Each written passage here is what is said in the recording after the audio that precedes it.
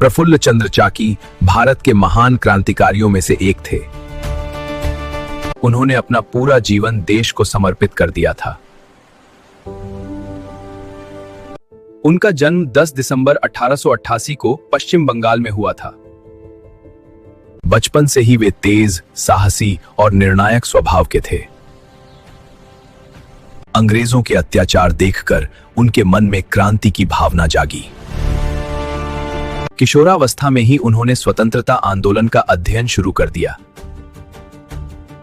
वे क्रांतिकारी सभा और स्वतंत्रता संग्राम से जुड़े साहित्य को पढ़ते थे। आगे चलकर वे अनुशीलन समिति से जुड़े।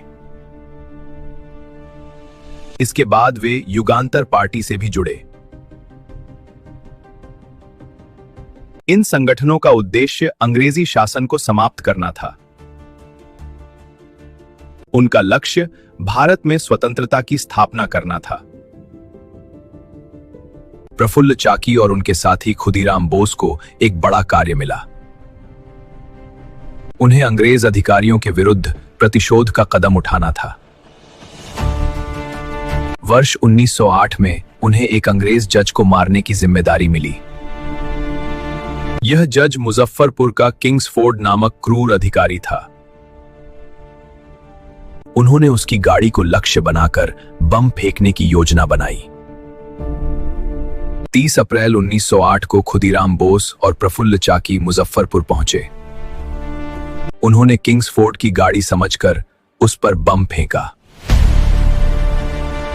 लेकिन दुर्भाग्य से गाड़ी में 2 निर्दोष महिलाएं बैठी थीं। बम विस्फोट में दोनों महिलाओं की मृत्यु हो गई। इसके बाद दोनों क्रांतिकारी अलग अलग दिशाओं में भाग गए। यह इसलिए किया ताकि संगठन की गोपनीयता बनी रहे, साथ ही दूसरे साथियों की सुरक्षा भी बनी रहे। At the same time, the safety of the other companions should also be ensured. Khudiram Bose पकड़े गए।